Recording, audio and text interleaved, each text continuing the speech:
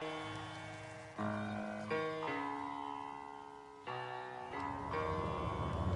the right club. Be the right club today.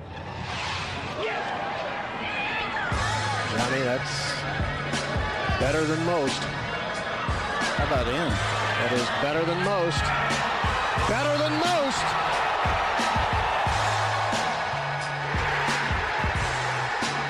Expect anything different?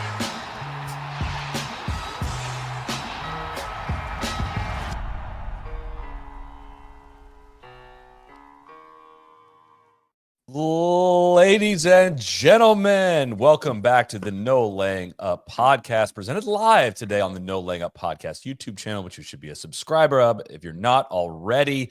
I am excited, guys. You might as well call it Stokemont. Solly here with my guy DJ Pie. Hello, Pie Man. Hello, guys. Great to be with you. This one's been circled for quite a few months. Your guys' Oakmont trip, the podcast you guys did last week. I don't know if the Stoke could be any higher, Solly. I'm positively frothing today. I've never felt more old than bringing back a 9-year bit from a U.S. Open that we've already covered at this location. If you're not a follower, then DJ Pie was going off on Twitter with Oakmont funds, and I think that's going to cut. We're going to bring that back this week. I don't know if you remember the genesis of that, but there was like 17 people all at the same time. It was like Oakmont, more like Stokemont, and then they all hit send at the same time, and then they all kind of were like, "All right, what's media dining? What do we got today?" I filed my my joke on Twitter. Yeah. Anyways, he's here for U.S. Open week, one of his favorites of the year, Mr. Big Randy. Hello, big man. I just want to see carnage. I want to see struggle. I want to see pain. Let's get it going. Thank you, Solly. I'm going to talk about your pain threshold a little bit for this week because I feel like I seek Randy's approval on U.S. Opens more than the USGA does, and I'm curious if we're going to meet that threshold. Mr. TC is here. You know he's going to be here. He's absolutely stoked for this one. Really excited to be here. We can call this Blokemont. Potentially. With my fellow blokes, chaps, lads. I was going to wait till Lowry got up on the leaderboard before he busted out the Blokemont, but I think it's going to those are going to get used up pretty quickly. Guys, you can see us all sporting our Rhoback. We talk about Rhoback a lot. There's a great reason why. I got the herringbone little hoodie that we did with them, little collab that we did with them. Sure. Every time we do a collaboration with Rhoback, we sell out of them almost immediately in our shop. They make incredible stuff. I got an entire shelf in my closet just full of Rhoback hoodies, and they keep coming out with new stuff, and I keep trying it. I love the lightweight. The kind of technical t-shirts, the gym shirts. I will live in those all summer while it's 95 degrees down here. Absolutely love their gym shorts. The joggers are fantastic to travel in. The Delta shorts are fantastic, as well as the Looper pants. Just so much great stuff. You can go to Rhoback.com. You get 20% off your first order through the end of this week. That's RHOBACK.com. They've got it all. Polos. I don't even talk enough about the polos because I'm so obsessed with the hoodies. They got so many good quarter zips. Just please, I promise, go check it out. They got great July 4th or American flag theme stuff. It would be great for U.S. Open week. Also would be great for a lot of the American flag theme holidays we got coming up. So shout out to Rhoback. Rhoback.com, code NLU. Guys, solid. Rhoback, if you take out the B, we could do Roquemont. Or possibly Bespokemont with all these offerings that they've got on table. As customary, we're going to go around the horn and we are going to draft our top storylines. Just what are the things you're most interested in on this U.S. Open? We got a bunch of great Twitter questions. We're going to get through a lot of those. We're going to check in on the odds, kind of give a little our final picks will be on the happy hour show, as you all know, as is customary. And then on the very back end, DJ's going to give a little history lesson for us on Oakmont, as well as we are concluding with a trivia showdown. Both myself and TC were the winners of the first two Jeopardy occasions that we've had on this show. We're going to go on a match play format that DJ is going to host a little later on. 18 holes match play in it. He's got a great format for that. So stick around for that. And we're gonna settle. One of my design associates, Randy, is going to help me with that one as well. He doesn't get a lot of credit, but his name's on that scorecard as well. Randy was working on another site as you were working on this. He did visit the property, though. He visited the property. He's a talented shaper. He's going to get his shots. I moved a little dirt, just a little bit. It's just once the economy bounces back, man, he's going to get a chance. I know it. Shout out to Dokemont. We're going to go clockwise here. DJ Pie, start us. Oh, What are you man. most interested in here for the United States Open Championship? I mean, this is, you wait all year for the draft thinking you might have an exciting conversation, but with such a clear-cut number one pick, guys, I'm going to have to go with the guy who's won 3 of his last 4 starts. How many is Scotty going to win by? Maybe might be the storyline to follow. Everything I've heard about this golf course from you guys and otherwise is like, yeah, it's probably going to be a player who drives it really long, really straight, and hits great iron shots. I'm like, well, it just feels like we might be seeing more of the same. Is there any case against Scotty? Can we flip it that way? Solly, you got any case against Scotty this week? Putter's not always reliable. Hasn't won a U.S. Open before. Has not. He wins on a lot of PGA Tour golf courses that are very different from this one. They don't have rough this thick, greens this fast, this undulating, this many protruding spaces into it, little corners to hide pins. It's a different test. I also think all the things I described are things that he would thrive at. He's the best player in the world, and I don't know what he wouldn't thrive at currently, but we still haven't seen it. And Scotty in some big spots has found a way to get mega bitchy and mega frustrated. Pinehurst last year should have fit him great, and it didn't. He was completely uncompetitive there. So it's not a guarantee that he's going to win it, but if they were offering up odds on Scotty to win by 3.5 or more, I think I would try to dabble in that. He's only plus 280 to win the damn thing.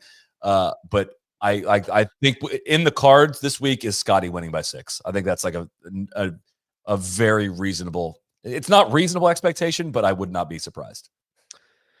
Yeah, I agree with all of that. I think you're right. He hasn't done it. We haven't seen it at a U.S. Open. We have seen him go T7, T2 third in 3 of the last 4.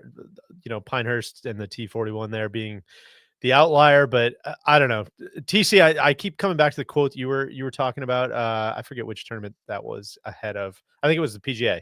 His quote about playing well at courses he's inspired by, or something along that line. And I just, you guys have been there. I have not. Oakmont just seems like a capital GC golf course that it's like, it feels very fair in the right ways. It feels very unfair in the correct ways, quote unquote. It just feels like a place where he's going to thrive. Agree. And he's finished. Yeah.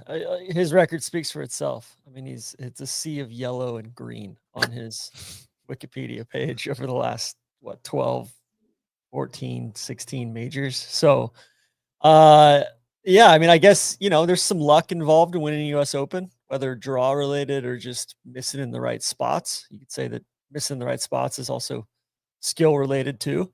But greens have a lot of slope in them.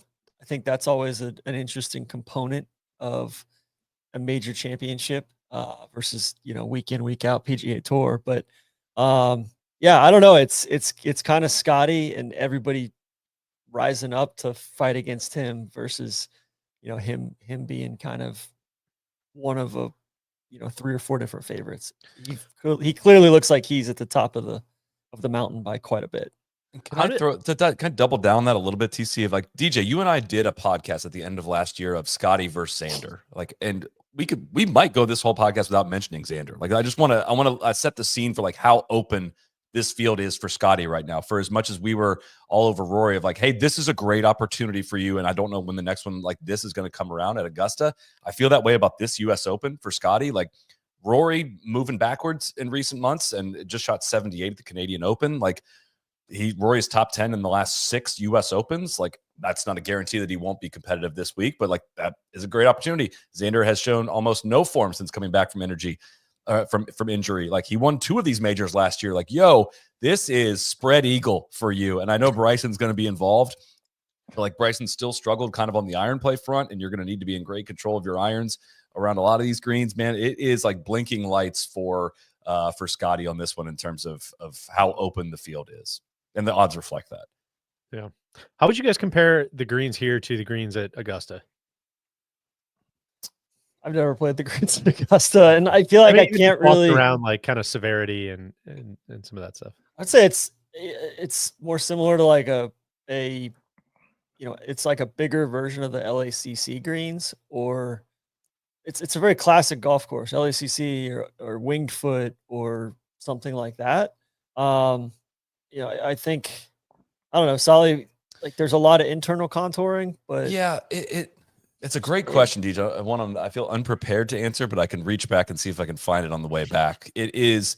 I think Oakmont greens are going to be a lot more fear-inducing, and they're going to be running at such a speed and they're at such a tilt where balls will funnel to low spots, right? Like it's going to be not hard to leave the ball above the hole, but like you're going to see balls react very strongly and end up under the hole a fair amount, I would think, is one. And I think it's a bigger test of lag putting than I think we would see at Augusta, just because of how squared off a lot of these greens are and how big. I mean, the green expansion was one of the big things that Gil Hanse did to this golf course, and I expect the USGA to test the specific corners that have been expanded into this place. And Augusta is a thing. I mean, you learn the greens; they change a little bit year over year. Every now and then, one of the greens changes, but it's kind of, they got the quadrants, and you kind of know what they're each going to do.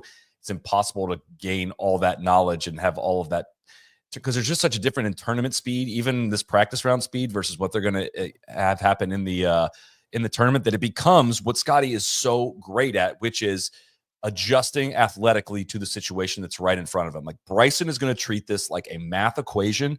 Like if you watch that incredible YouTube video he did, if you watch how he calculates putts, that can work, but it's going to be you don't get to practice on what they're going to get as of Thursday. I know, at least I assume that's how it's going to play out and set up.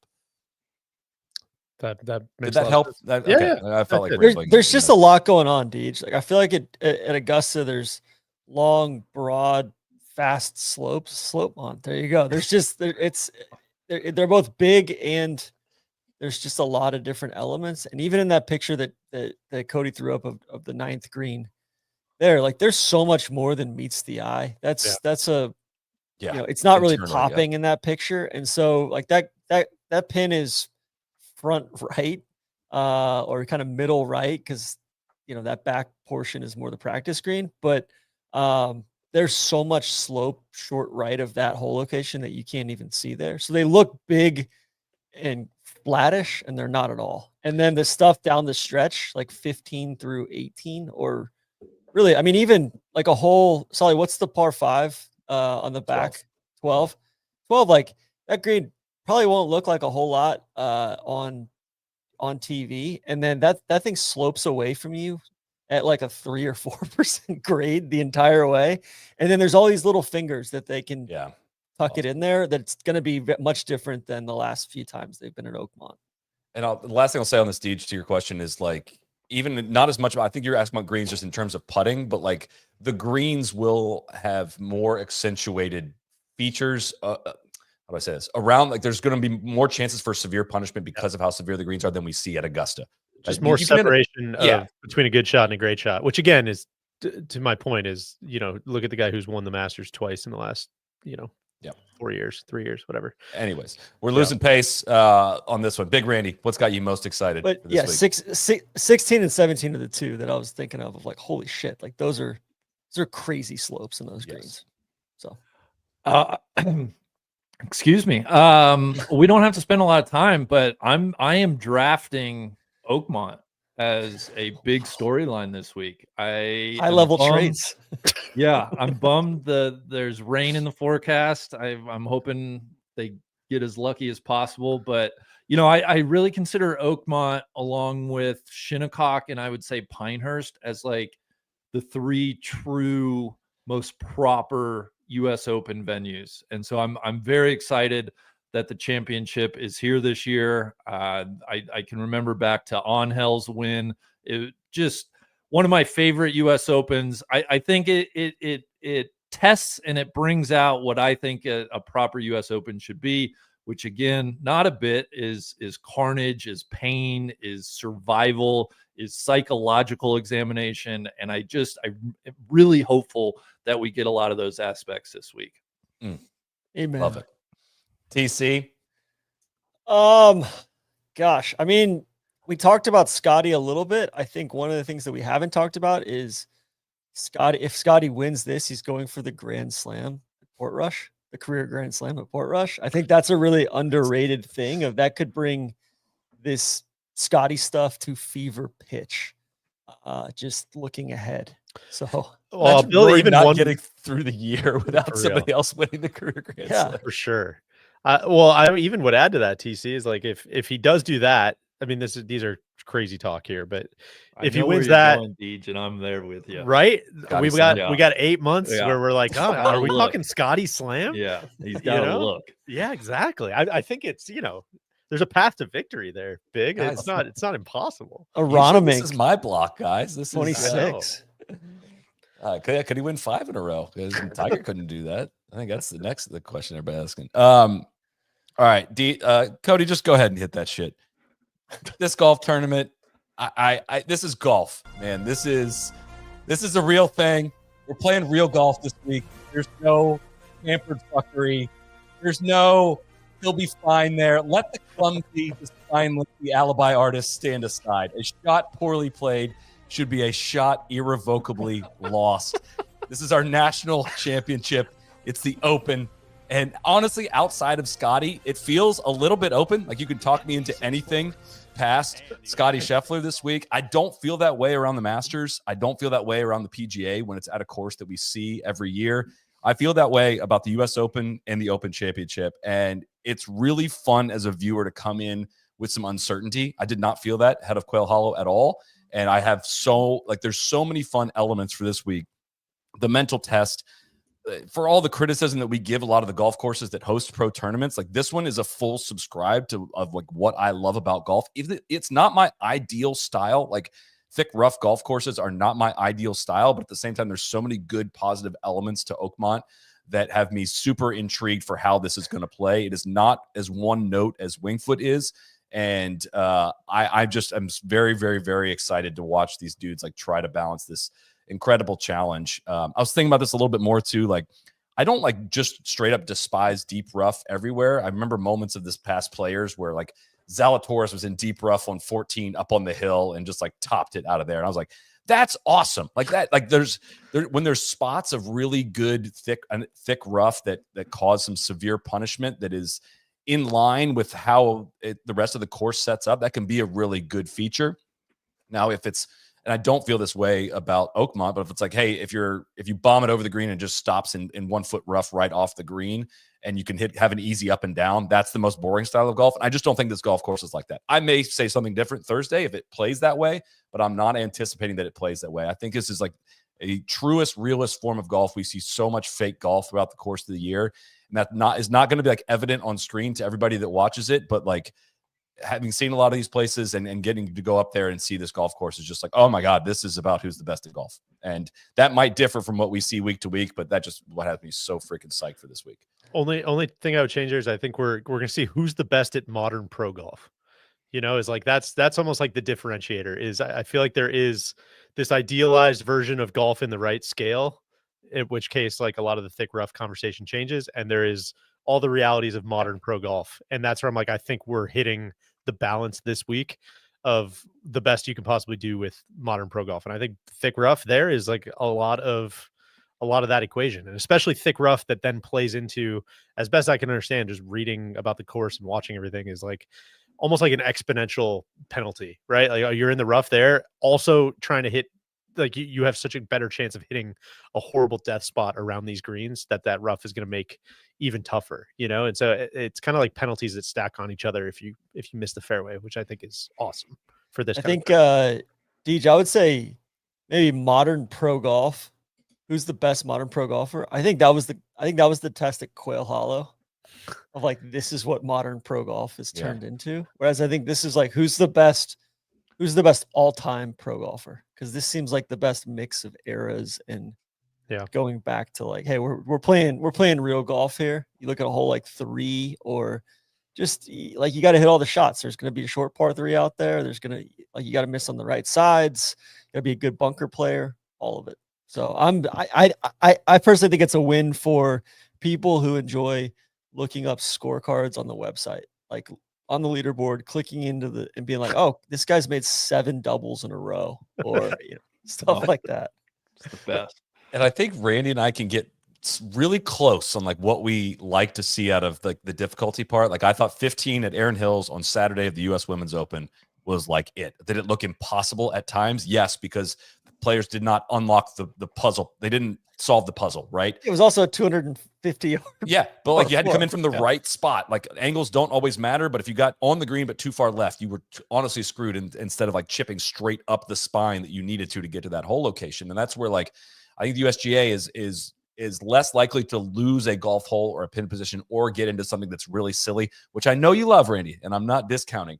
But I think they're a better chance now of like threading that needle of like they put some of these holes in these little like cutouts. Like there's no way to get close to it. So then the question just becomes, can you control your distance to hit it to 40 feet right? Can you control your discipline to be able to do that? And can you 2-putt from there and get your par?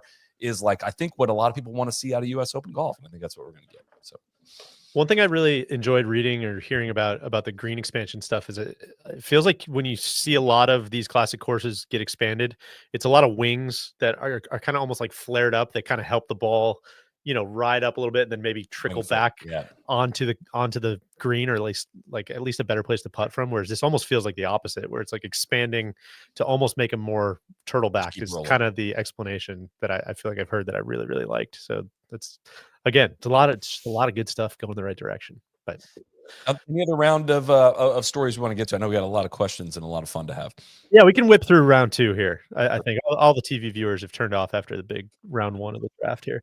I can't believe this guy fell to the second round. If you told me, if you told me 4 years ago that this guy was going to be a second rounder, Jon Rahm is like designed in a lab, the U.S. Open player of our generation, maybe non-Scotty division. And it just feels so fucking under the radar at an event like this. He's finished top 25 his last 5 U.S. Opens in each of them, obviously with a win. T8 at the PGA, T14 at the Masters, obviously T8 last week at Live DC. So I don't know. I think Rahm's one of those guys, like, just, hot take here. You can print this shit. Don't forget about Rahm. Well, print that. Print that. You print that, Randy. You make money on that. I actually thought you were going with the guy who won the Masters, so I'll jump in here and grab Rory. Bad locker room guy right now. I don't want him in my system. It's a big bummer that he threw up some high numbers in Canada. I feel like he's in a weird spot where I think the consensus was, I certainly thought he would be so much more freed up post Augusta, and it seems like he's been on a bit of a still on honeymoon. And I'm just really curious what he brings this week, if he's in the fight, if he's competitive or not. And I don't really have that much beyond, but man, I just feel like golf at some point, we're going to need a true Rory versus Scotty showdown. And what better time, what better place than the US Open at Oakmont would be just a dream Sunday. Or Augusta or Rush. Any of them. I would put Oakmont above Portrush. Augusta, I'll give you. That would be fun. It's crazy, Randy. I think, I don't know. It's so easy and quick to forget. Like, he didn't just win the Masters. He also won Pebble. He also won the Players. He looked like, I mean, when Scotty was coming back from injury, it just looked like it was Rory's reascension. He's never going to lose again. And now it's just, 6 weeks later, 8 weeks later, I'm just like, what happened, man? Where you guys on the pod last night are talking about him missing the cut at Oakmont? I'm like, man, how did we get here? He might retire.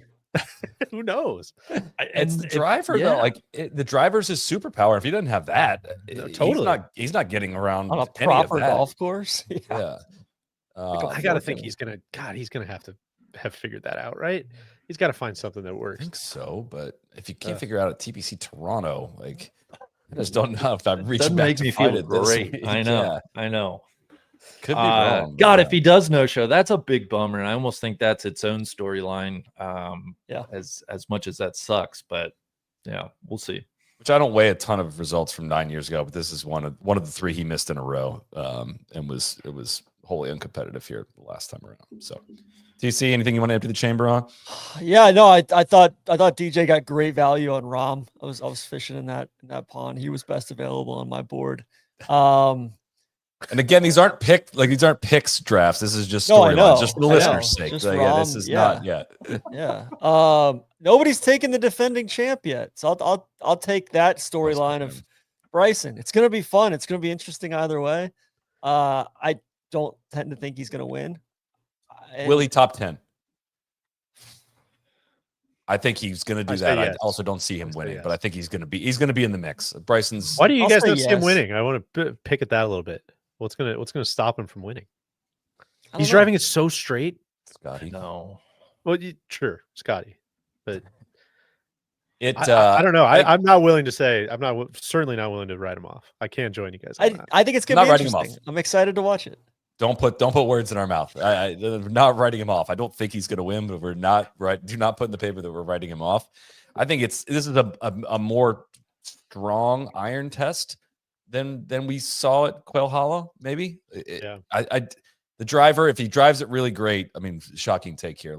This is a massive driving test week. It is the requirement here, or like the fit here is above average distance and above average accuracy, which is not like all major championship golf courses. It actually gives like a boost to a guy I'll draft with my next one is Morikawa. Like Morikawa is actually a decent course fit here. This is not a massively long golf course. It is not like a prerequisite of like Quail just felt like we're just picking from the bombers, and this feels way more open than that.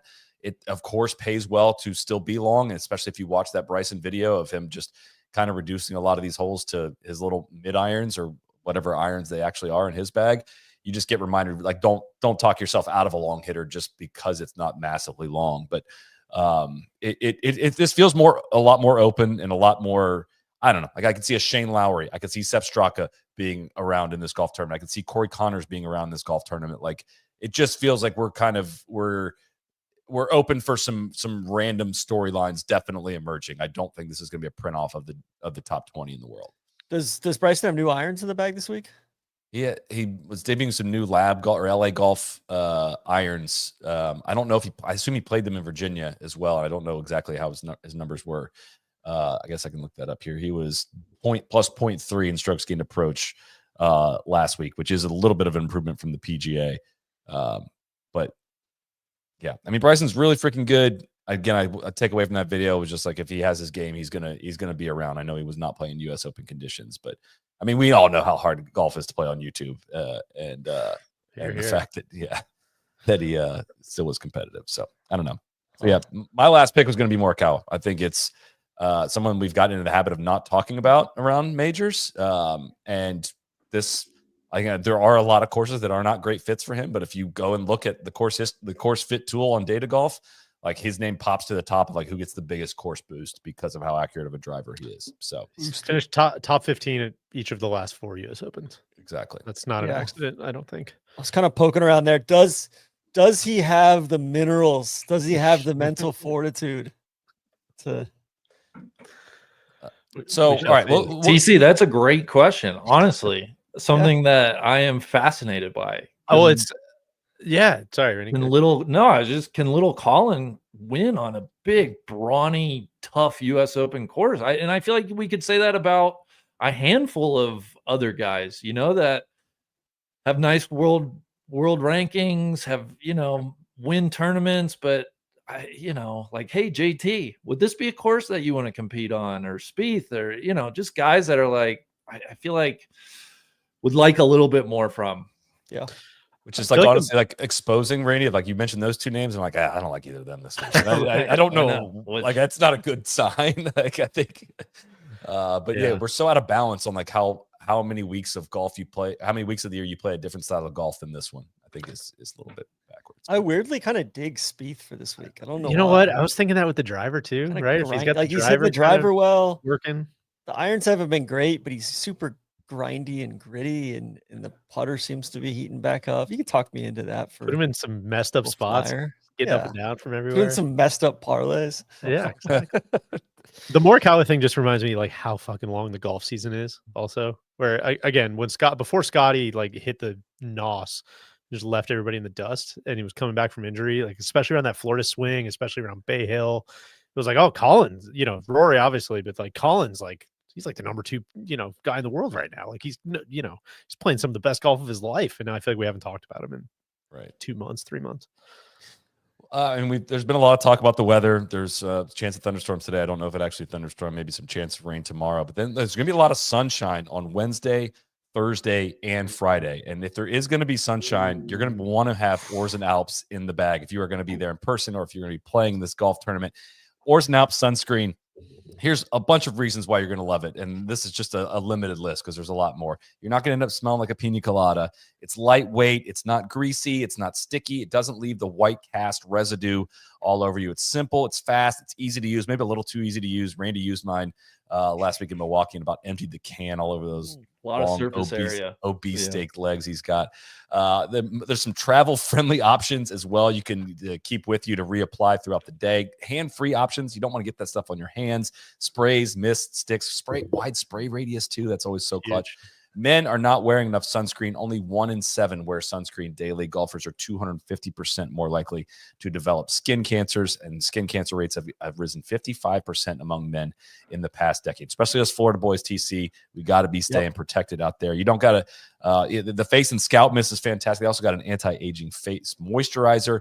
You can go to oarsandalps.com and take the skin quiz to build your own kit. And you can also check them out on Amazon. Available in SPF 30, 50, 70, and the travel size SPF 50 is what I recommend for your golf bag. And don't share it with others because, you just it gets run by really, really quickly. So you know what the best Oars and Alps read is just, you know how hard it is to make a sunscreen that I just look forward to putting on. Exactly. Every time I'm like, oh yeah, this stuff's sick. I can't wait to put this. This is not a chore to put it on. Smells so good. Yeah, it's great. Yeah. I want to commend TC. You know, I was reading the TC message boards, and a lot of people thought his job could be in question if he overdrafted on Tommy, which he didn't do. I think that's impressive despite he's gonna win here. US Open record. I thought he was going to win here and Port Rush. Oh no, I've been looking. I'm just we're trying to come in. He's going to try to make a trade for Tommy later. Yeah, Deej, I thought first of all that you were going to say I was dabbing too much because the TC people got pissed. Yeah, people were pissed about how people much in the YouTube comments are livid about how much I'm dabbing, the frequency and the veracity with which I'm dabbing. But I'm poking in. That's kind of what I've been doing the last 5 or 10 minutes is just going through Tommy's statistical profile here.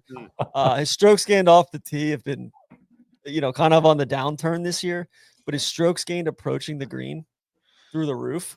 And then last year, historically, he's just basically a perfect pentagon. He's basically perfect. Like he's all the way out to 98th, 99th percentile in each of the 5 major things. But his strokes gained off the tee has kind of fallen off a little bit this year. So this could be a perfect spot for him.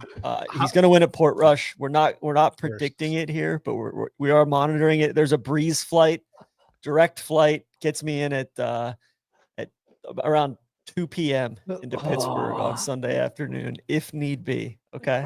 How do you feel? I don't know if you addressed this last night, but how do you feel about him becoming a content creator, starting a YouTube channel?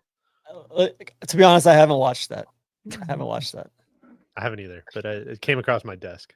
Okay. I flipped through it last night. He's it's interesting. Good? It's what he's practicing and some good sound. Yeah, it's well produced. Like it's. I mean, of all the people I would love to just watch on camera, he's a wildly entertaining, magnetic guy. So he's trying his hardest. We know that he's doing his hardest. I'm the hardest. I mean, right. I think in all seriousness, you just got to take one look at all of his results this year. He hasn't missed a cut. He's got 10 top 25s and 12 events played on this tour over here. Not to mention the other stuff on the other tour. So. I think you're playing it fast and loose in all seriousness with the Tommy stuff. I think a couple players I'm not drafting, but I wanted to invite to an open tryout. Maybe Cantlay drives it sneaky good, and I know there's gonna be some eye rolling on Cantlay. I think the burden of proof is on Cantlay. Of course. I'm just kind of you have to turn over every stone when you're in this job. You guys know this. Hey, all right, I'm not. We're gonna go. Are we?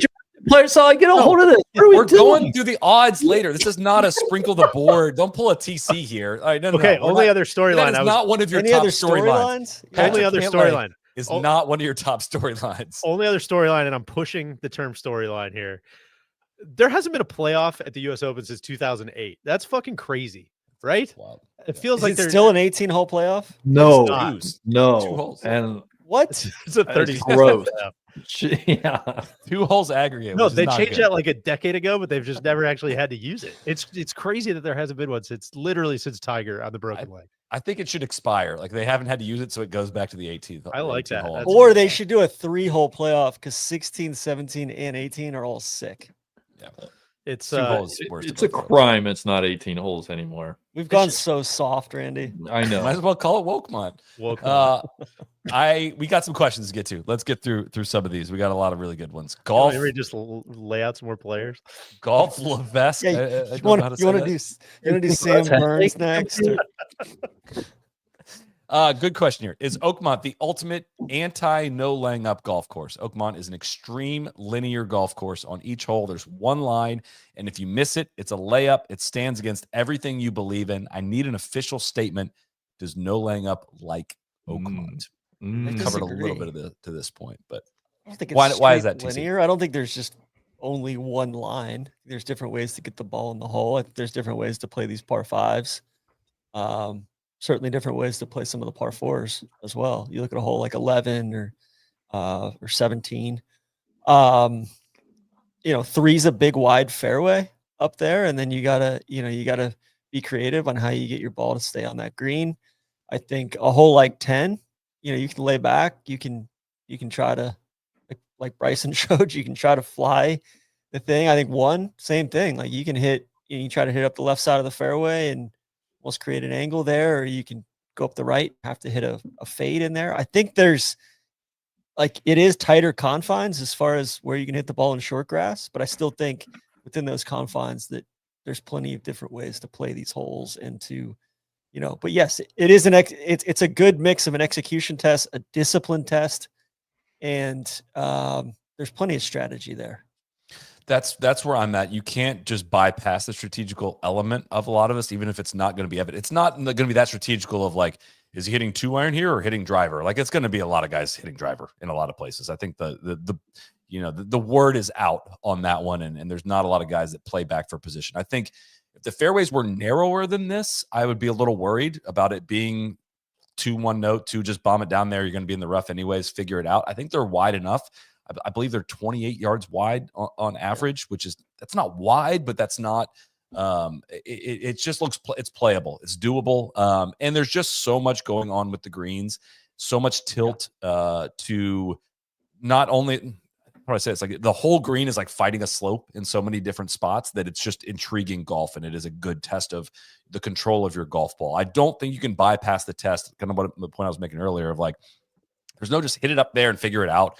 There's no just, if you're out of position, just hit it somewhere near the green and you'll have an easy up and down. Like there's just value in every single little shot. Every little error you make is just going to be, Mr. Phones wanted it to be a full shot, irrevocably lost. That the math doesn't quite work that way, but there's just going to be, there's punishment doled out with your misses. Like it's a very real test of golf that is not dumbed down in any way. Again, to the question asker's point, again, not my favorite style. I would prefer sandy areas like Pinehurst and kind of that more style of play. But that doesn't mean this isn't an excellent test of golf and going to be interesting to watch. I like both. Like it's nice to have both. Yes, and to have, I think even like this is different than say Shinnecock even. And I think one of the other things too is I think some of the strategy is around where not to miss. Like, all right, if you like in those ditches or certain bunkers or certain spots of rough, like down the left side of 10, if like, all right, cool. Like you want to not make compounding errors, and you got to figure out how to avoid places, just like you need to figure out how to get to certain places. So the other thing is we're on a text thread with Zach and a few other guys, and his caddy, the Russian, has been calling what was it, Oakmont, the Phones brothers. He's been calling him father Kevin. Son. It says like Kevin Gates. There's 2 phones. Kevin Gates, involved. 2 phones. That was the Kevin Gates song 2 phones. I'm admittedly lost here. Good one, guys. It's spelled differently. Joe, the people who got that one just lost their minds, I'm sure. It's so funny. I don't know where to go. Anyways, you were saying it's on. Do you have anything else? Any other thoughts on Oakmont from you two blokes? Or that question? No, I think you guys are right. I mean, I think what I was saying earlier too is there's a way that you kind of have to test pro golfers, and would I love it to be wider and strategic and choose your angles and all that stuff? Sure, but like they also just got 9 inches of rain in the last 2 weeks. It's like it is the test that it should be, I think, and it fits the land that it's on, and it just seems like a great fit. If there was firm greens, it would make more sense to have less rough of like trying to balance the flyer element of it. But like with the rain that they've had, they're prepared for this. And again, still not my favorite style, but I think it's going to work this week. Could be wrong. I might hate it come Friday. It's just far better greens than a lot of there's somebody in here that's saying like Torrey Pines versus Oakmont. Like they're two radically different golf courses. Bunkering's better. There's just, I don't know. There's just more to it. The greens are awesome. There's the way the holes are sloped or canted one way or the other. And there's variety out. There's a lot of rough out there, but there's so much variety, especially with where the bunkers sit, the way the bunkers cut into the fairways as well. The distances, the different distances, I guess with the bunkers where they sit, like certain bunkers are in play for other guys and they have to think about. Certain guys are, there might be a Sepp Straka bunker that he can just hit straight at and not reach that Bryson's got to consider going left of. There's so many more elements than a place like Torrey Pines. We're on complete opposite ends of the spectrum in terms of and they're going to be 14 or 15 on the stimp. Like it's crazy.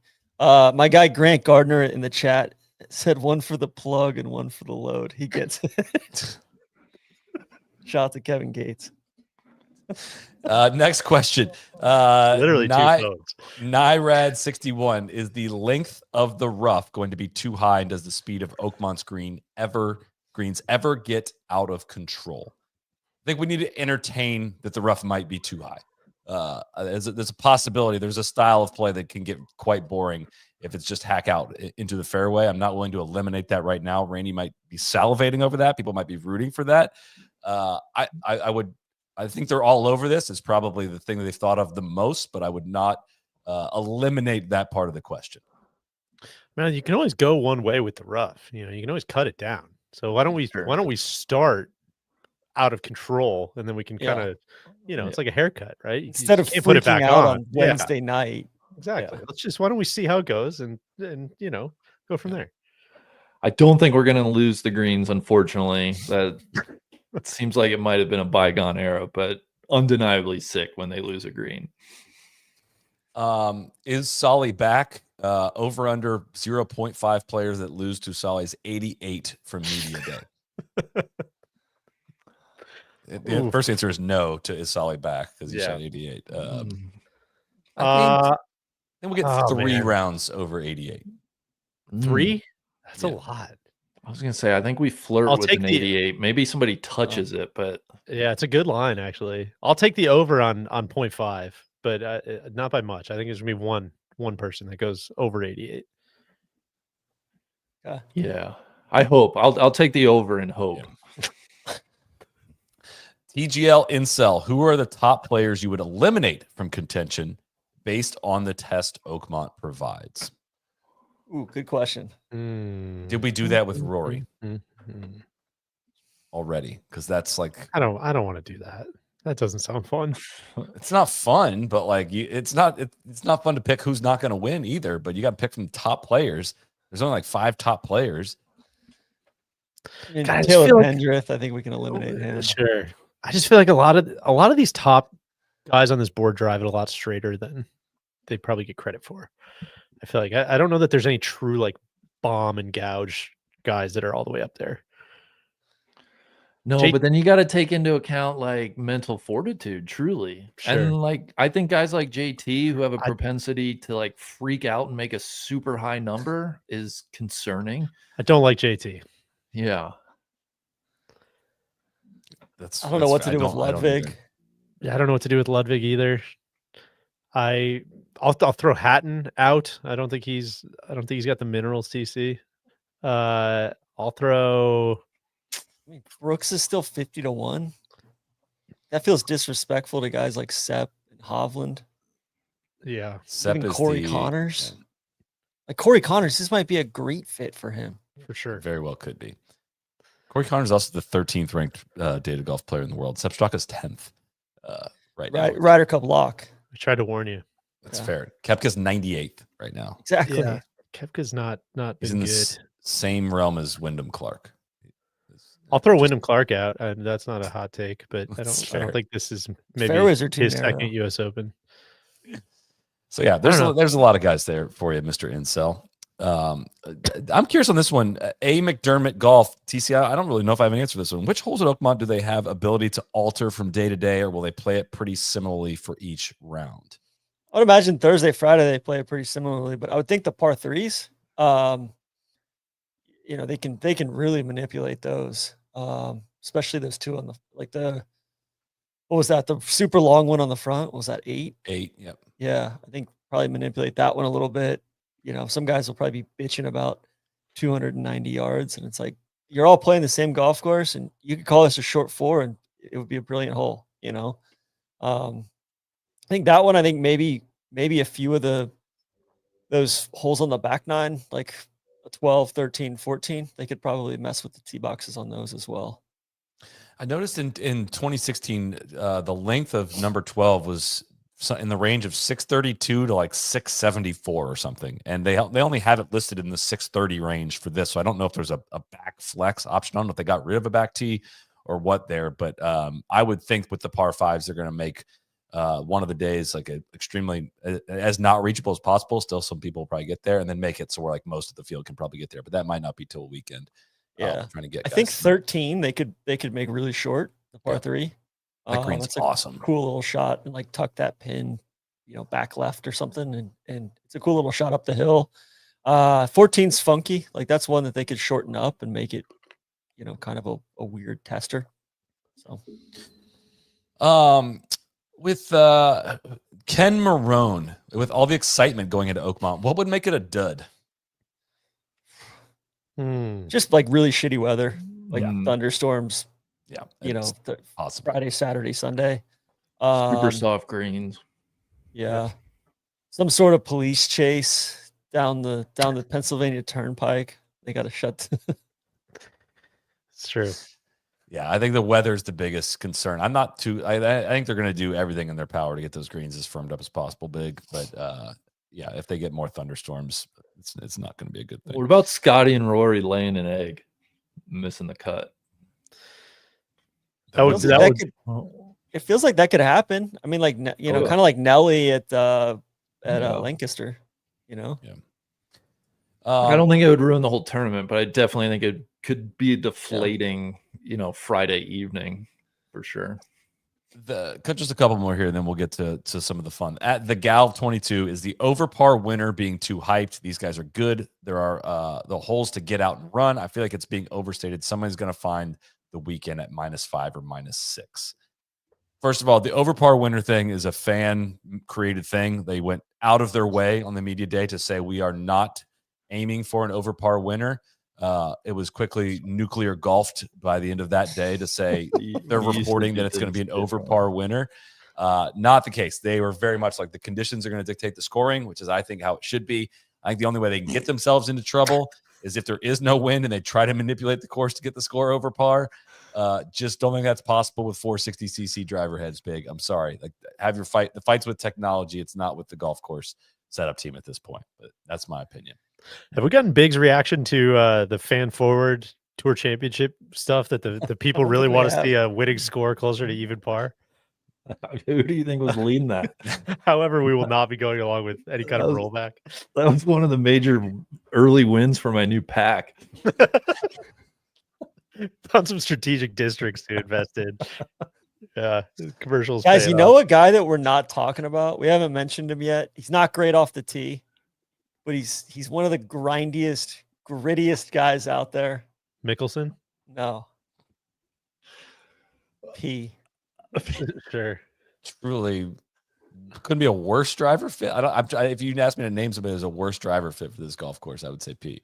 Well, let's say you find something with the driver, and then he's an elite wedge player, iron player, chipper of the golf ball. I love P. P's great, man. P's great. I miss P so much. I miss him every day. Just like the commish.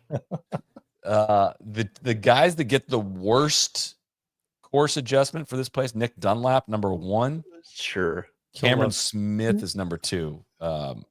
I think we would have gone a long way before we would have mentioned. I was going to mention him as one of the maybe not great fits. I didn't think that would be very sporting. No. I'll tell you, he's in the field this week. Leash, Big Leash is back. Hell yeah, back at it. I think one of my favorite shotgun start things that those guys do is comparing Leash to like a very soft contact first baseman, which is always just like Casey. Like a Casey Kochman. Yeah, it's a big dude, big frame, but just hits it so slappy, no power, and they haven't been able to do it because Leash has been MIA for so many years. But it's good to have him back. That was the first thing that popped into my head.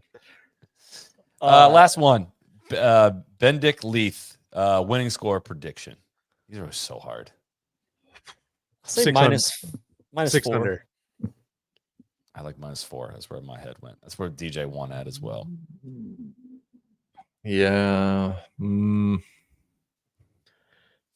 I think we might see a Pebble Beach situation. We might see Scotty at -6 and nobody else next best at +1.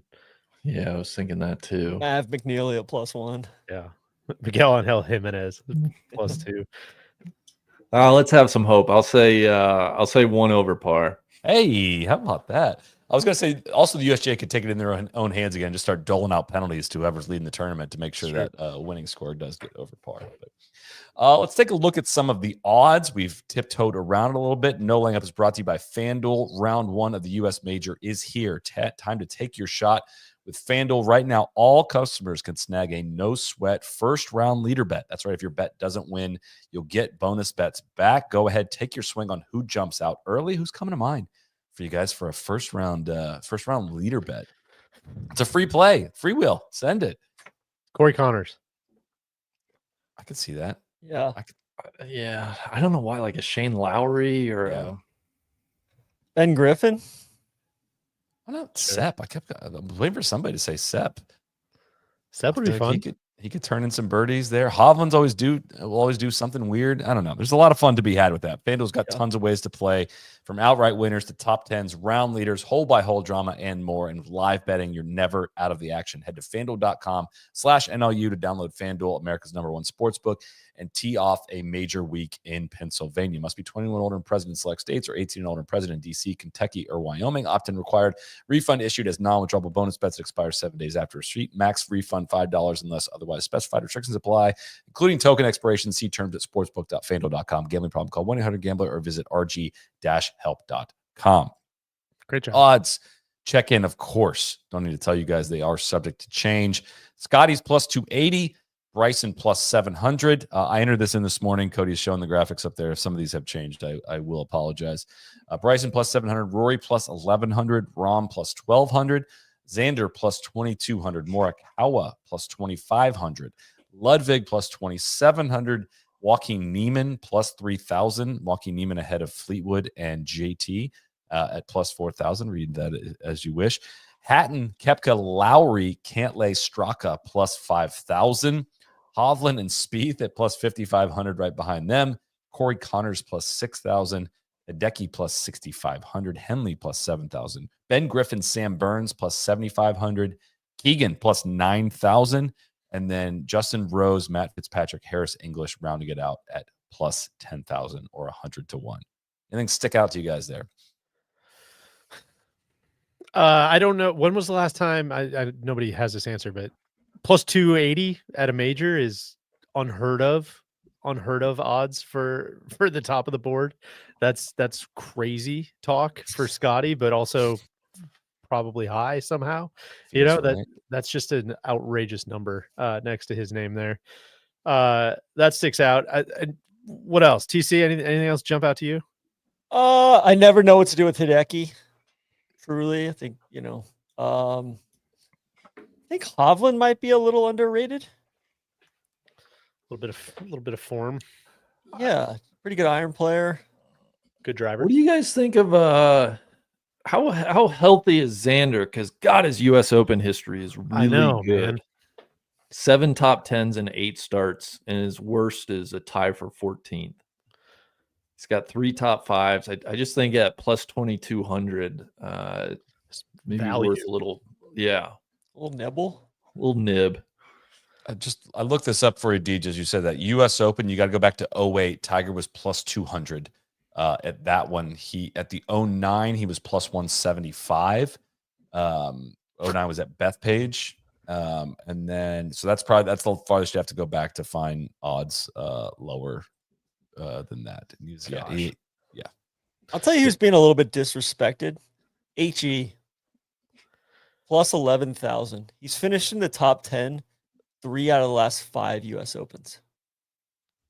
I like that. That shit. And T2 at the Players. Well, that's kind of what's fun about this odds sheet. I feel like is like, listen, yeah, Scotty's probably going to win, but there's a couple value picks out there. You know, you mentioned Xander, but I would throw Corey Connors. We threw in there. Is he going to win? Like, probably not, but I feel like he could be up there. Honestly, this is going to sound like a bit. I feel like Keegan's kind of a good fit with the way he drives the golf ball. I think disrespectful odds. I think he'll be around for a playing captain of the Ryder Cup. I agree with you. I wasn't even going to make any kind of reference or any kind of joke, and you just had to do it. You just weave me right into trouble. No, honestly, like not plus 9,000 is kind of like, right? Whoa, do they know something? This is going to be a big week, I think, for winner without plays. Yeah, because if Scotty does go and win by like 8. Like you can convince me a lot of these guys could finish runner up to Scotty, but I'm also swept up in it pretty damn hard. There's some good big guns versus the field specials there on FanDuel as well. We can get in all this on Wednesday, but yeah, winner without Scotty. You can get Bryson at plus 600 for that one. And if you want to talk Harrison, he's plus 7,000 would be winner without Scotty, and Keegan's plus 6,000. So I think if you played this tournament 70 times, HE would win at least once. That'd be sick. Yeah, maybe. Yeah, would love to. I wish we could prove that. Maybe. Mickelson's plus 30,000 for anybody that he just missed the cut on my storyline draft trying to complete the career Grand Slam. Will he make the cut, or will Friday be the final round that we see it for Philip Alfred Mickelson? I feel like we got to get Phil into the Shinnecock next year. They got to give him a special exemption. They got to give him special exemptions. He flashed a little bit in Virginia at Robert Trent. You did. Virginia's for lovers. I would say he misses the cut though. That's where my head is. If what I'm reading on the Everything app is true, I think the top 30 on Live will probably get exemptions into next year's U.S. Open from 1 from this year. So he may be able to play his way in through that. May not. Do we see anything from an amateur? Like making some noise, or a recently turned pro. Do we see anything from Jackson Koivin? Koivin, kind of where my head went. Yeah, that'd be fun. I think Ben James made it in for the second straight year. Walker Cupper. I don't know if you guys feel this way, but I feel like as outside of the Scotty thing, as unconvinced on, like you could talk me into anything. Like I have no gut feel on almost anybody past that. Yeah. Like it's a good feeling. Like I feel like I'm going in with such a more open mind as to what is about to happen than I normally do. Rory is currently plus 235 to miss the cut. It's interesting. Whoa. Which I think is interesting. You have my attention. Scotty's plus 650. Bryson's plus 420. Rom's plus 340. Rory, Xander, and Colin are plus 235, which kind of feels disrespectful to Colin. Like I can't really see Colin missing this cut. And then Tommy's plus 210, which also feels very disrespectful. I love the miscut bets are. It's a big week when we got those. Let's do a big segment of those on Wednesday. Happy hours. I think it's a perfect miscut week. Yeah. Do you guys think Blandy makes the cut? TC, I do. You do think he makes the cut above TC? Sure, why not? If he doesn't, if he makes one birdie on the first 36 holes, I'm going to get something in Slack about him being in my ass. So exploring, spelunking, digging around. Yeah, that was very quick. I'm thinking on your feet there, so there's no reason to say no. I don't even see him among the offerings. I think he's going to make it. Is he in the field? Yeah, he's the reigning U.S. Senior Open champion. Yeah, put some respect on him. Damn it, Solly. Is he going to be in one of those streetwear activations? I feel like the cliques are they're going through a heady rebrand right now. How waterproof is all that stuff? Taking some of his bandwidth. Well, it's more about he's establishing his presence with intent. Okay. Plus 40,000. I'm getting word from our producer. So It's odd to have a comma in it. $100 returns you 40. The vibe is clear. This isn't about dressing like a golfer. It's about expressing style in a way that reflects where sport and street overlap. Doing it with intent.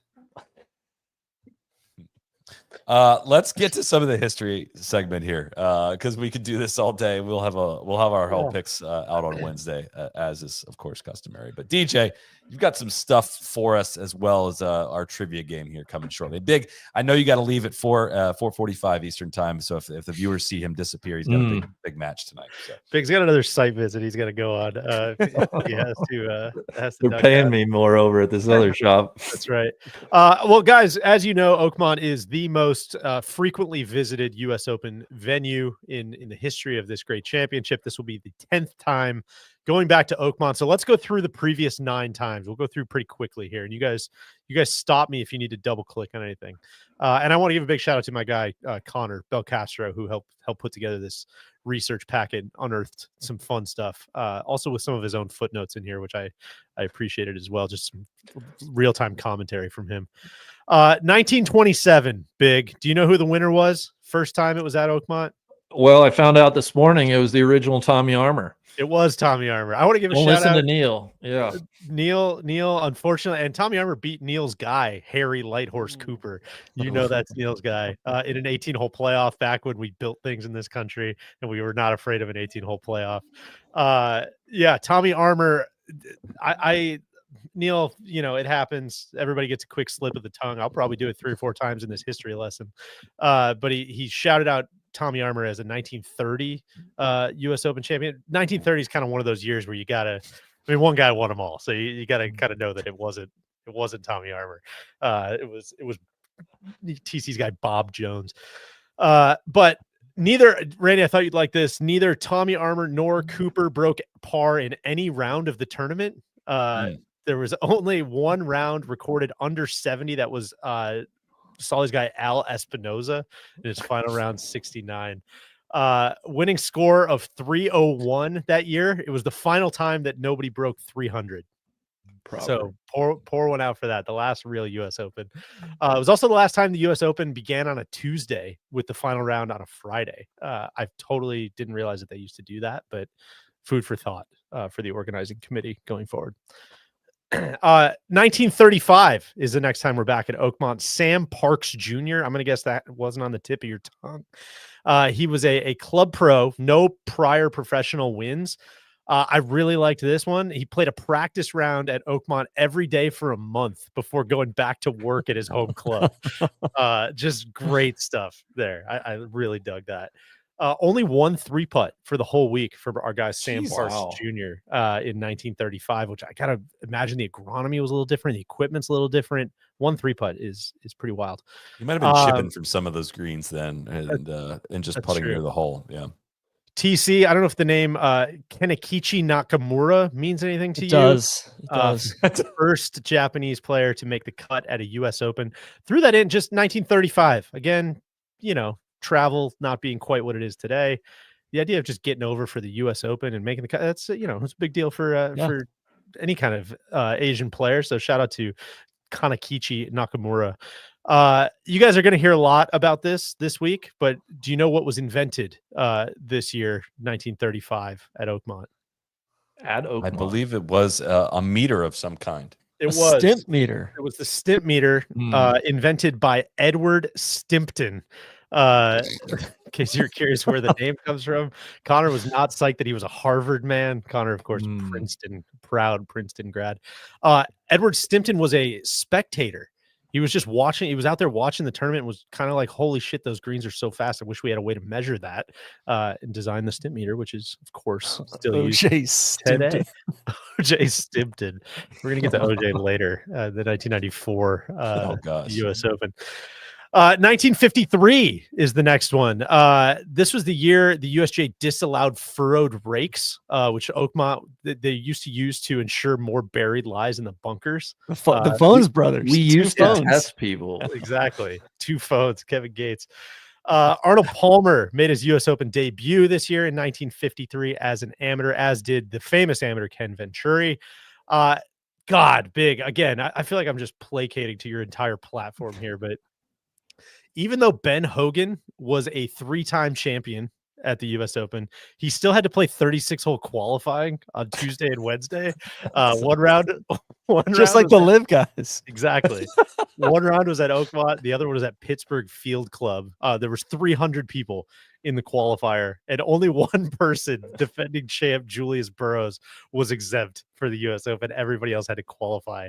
Real golf, we tested man. people. Exactly. Yes, Jesus. I know. God, these pros these days would freak the fuck out. Despite that 36-hole qualifier, Mr. Hogan won wire to wire. Of course, Sam Snead was the only one that got within one. He was within one, making the turn on Sunday, but Hogan went on to win by 6 that year in 1953. 1962, famous one. You guys got to know who wins this one, I'm sure. I think this is Mr. Nick. This is Fat Jack, right? Mr. Nicholas. Yeah, Fat Mr. Jack. Nicholas. Yeah. Fat Jack defeats Mr. Palmer in an 18-hole playoff, possibly one of the preeminent days in golf history there. Nicholas was 22 years old, first man to win the U.S. Open in his first year as a professional. He claims, Connor bolded this, he claims, I don't know if that means he doesn't believe him, that he only 3-putted one of the 90 holes that he played that week. Apparently Arnie 3-putted a number of times, 9 times that week, 9 times. And again, Connor had question marks next to this one as if he didn't believe him, but I'm going to take Jack at his word. He claims he hit his tee shots with a lower trajectory to keep them from going in the rough. Just like the mud balls. Kind of like the mud balls, but it seems like, wouldn't you hit it higher to keep it from going in the rough? I don't know how that wouldn't you want it on the ground? Maybe there were bumpers. Strategy balls, right? Yeah. Yeah, right. Well, yeah, but if the fairway's canted, then it seems like it would. I don't know. I'll trust Jack on that one over myself. This was a pull quote, I believe, from one of the newspapers of the time. Quote, Palmer was king then. His charisma had put the PGA Tour on the map and on national TV and in the money. Nicholas was overweight, unkempt, and disliked. The galleries muttered Nick Louse as he shot 71 to Palmer's 74 in a memorable 5th round. This was a quote from Jack. People didn't enjoy me beating Arnie in his backyard. I don't think they would have liked anybody doing it. I just happened to be the guy. And yes, at the time I was pretty fat, wasn't I? This was a quote from 1983. Harvard, they didn't have Ozempic back then. This was another one from that same newspaper, I believe. Jack Nicklaus, a robust 200-pounder who strangles a golf course with sheer brute strength, owns the 62nd National Open Golf Championship. Big louse. Also, what the standard for what was fat back then may have changed a little bit to today. Exactly. 1973, gentlemen. I mean, the GOAT, the best of them all, Johnny Miller. You must tip your cap to him. Johnny Miller. No. According to people on the X, the Everything app, yeah, it's not that impressive. It's only the 38th best U.S. Open or major performance ever. I will not be participating in that discourse. Johnny Miller shoots 63 with a bogey in the final round. You may have heard him discuss this before. Honestly, I always hated that when people are like, "Oh, he all he does is bring up his 63." He should have brought it up even more. It's the sickest thing ever. You go fucking do it if you don't. If you think it's so easy to skip that. Has Johnny done like a podcast or any sort of deep dive like documentary or feature on just that round of golf? There is a USGA film that came out 2 months ago, TC. I have not watched it yet. I assume that he partook in it. It's like Johnny Miller 1973 U.S. Open is one of their like epic, or the final round broadcast is up there as well. Then there's a U.S. Open film, Miracle at Oakmont, 1973, that's on the USGA channels as well that I just got to assume he sat for. But I'd love to know like how many flag sticks he hit that week, because I bet the over-under is like 3.5 or 4.5. Oh man, what was it? Wasn't he was measuring yardage in like half yards at one point? Half yards or meters or in feet instead of yards. God, so good. You've heard the stats. Only 3 other players broke 70 that day. Johnny shoots 63. His one bogey was a 3-putt on the 8th hole from 30 feet. Sound fairly avoidable, but the first round leader that year, I had not heard this. at 4 under was Gary Player, who was 14 pounds underweight after, quote, a 40-day battle with 2 surgical operations. You guys heard this? Just drastically underweight for this 1973 U.S. Open. There's only one. About Nick Lausen steered the other way. There's the only answer here is that Gary Player tried to do surgery on himself. Like that's the only way this happened. Connor finds a doctor who was quoted at the time saying there is psychological soundness for it. The player gets so concerned over his health that he fails to get uptight over his golf. And apparently Olin Dutra, they were citing this as precedent, won the 1934 Open while so ill with dysentery he thought he might be forced to withdraw. And in 1941, Craig Wood snapped a muscle in his neck picking up a dropped razor blade. He had to sleep on a board, but he won the Open that year. So TC, again, we used to test people. Dysentery. TC, this seems like something in your playbook. You know, he blows out an IT band or something, but he's not uptight about his golf. He goes out and plays the rounds of his life. I don't lose hope. I think this could be a real thing. Player also held on to the second round lead, but unfortunately shot a third round 77. This was another, I liked this one from Connor as well. Storytellers recall Tom Weisskopf making a birdie on number 9 that summer after his second shot landed next to a mustard jar near a hot dog stand. And then Connor opines no other info about this shot is given. So no idea where that was. They probably didn't even give him TIO, and they made him leave the mustard jar where it was. Yeah. You could eat the hot dog if you'd like to improve your life, but that's all we could do for you. Next up, 1983. You guys know the winner of this one? 4 under par. I don't know. Underrated player, Larry Nelson. Larry Nelson, your winner in 1983. Playing captain for the Ryder Cup as well. That's right. Got robbed. A weather delay strikes during the final round. So the play gets wiped out on Sunday. When he comes back on Monday, his first shot is a 62-foot birdie putt that he cashes on the 16th hole, which is pretty epic stuff for first thing in the morning. 60. This is a fun one. His 65-67, 132 on the weekend. Still the best ever weekend score at a U.S. Open. 4 people have shot 133, including our beloved Tommy at LACC, but nobody else has ever cracked 132. Tommy did it at Shinnecock as well. Was it? I don't know if that was also 132. Oh, 60. Okay, 63 round, but yeah, 132 is still the weekend record. Connor finds a Furman Bisher column. He said, quote, I grew up on Furman Bisher. He said it, quote, really heaps on the Larry Nelson Arnold Palmer comparison. Question mark. Lots of talk about character and being a good Christian man and such, not much other color or detail. So you could seek that column out on AJC Furman Bisher. That was the columnist. Exactly. He played the game the right way. That's right. Larry Nelson's underrated. We might need to do a Larry Nelson deep dive at some point. This is the final time Arnold Palmer made a cut at the U.S. Open, and Connor tells us this one is, you know, maybe most famous nowadays for just an absolute quote tear that Lee Trevino went on. Just lots and lots of quotes to the press. He looked like he was working on like his tight 5 stand up here. These are independent quotes. Quote, the greens are so fast I went to mark my ball and this coin slid 4 inches. Quote, to mow the rough, they're going to need a Black & Decker. Quote, I watched the TV weatherman last night. I thought he was reading the scores. High 80s, low 90s. I like that. And quote, the greens are quicker than my first wife was with her first credit card. Just good stuff from Lee Trevino there. I don't know who, nobody else is giving those quotes anymore. No, but it's legitimately funny. Yeah, exactly. He's great. 1994 TC, famous of course for, you know, being the weekend of your Uncle Juice's famous car chase. Big day. Also Arnold Palmer's last US Open, as you guys know, received a special exemption from the USGA to play that one near his home state. His first US Open was also at Oakmont as an amateur, we mentioned. This is a good note. Course was playing 6,972 yards. It was just 7 yards longer than 1927. Yeah. In all the way in 1994, the course had grown out 7 yards. Imagine That's- that.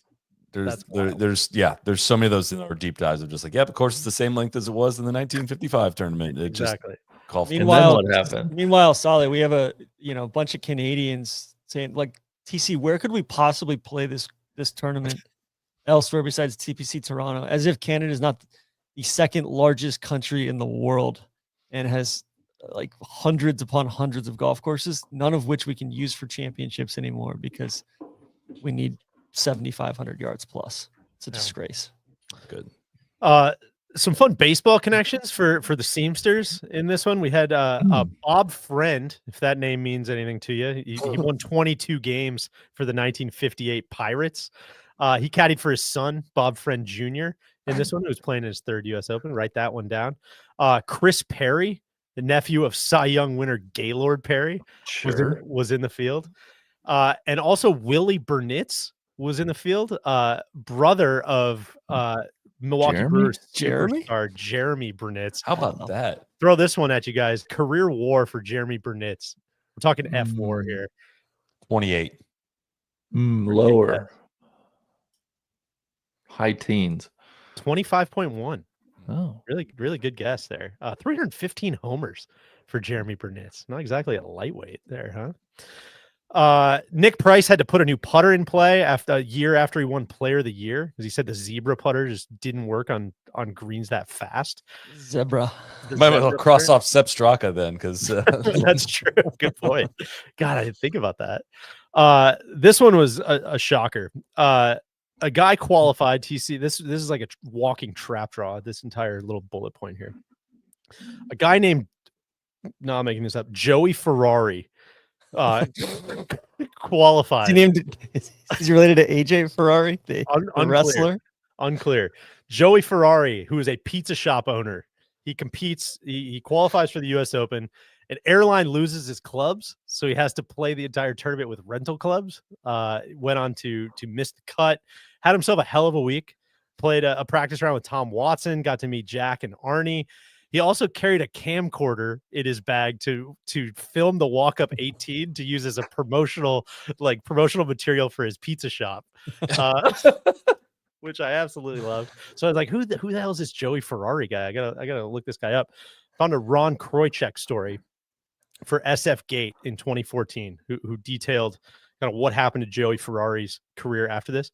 He was the Northern, no slouch. He was the Northern California Player of the Year in 1992. Business was great. Owned 3 pizza restaurants and a Mexican restaurant. Also owned a toy company and a video game company, right on the bleeding edge of these, or the leading edge, I should say, of these video games. Traveled the world on the amateur golf circuit. Played the South American Championship in Peru. Played the British AM. Then became a meth dealer after that. And was sentenced to 10 years in prison. And we know he became a meth dealer after that, or was he a meth dealer? Yeah, after that story, I would encourage people to. Well, I don't know the exact specifics, but it sounds like after that, because the pizza parlors could just been a front, possibly in the video game spot, a front. Well, I think there was some cocaine, and that kind of makes you think about the South America Championship. And so I who knows? The SF Gate story is awesome. I would encourage people to go seek it out, and truly. Just some great quotes. Don't want to really make light of this. I'm just pointing it out because it is shocking. But he kind of details his spiral, becomes estranged from his family, eventually gets out of prison in 2013, seems to have a new lease on life, brand new perspective. Hadn't touched a golf club in 10 years, obviously.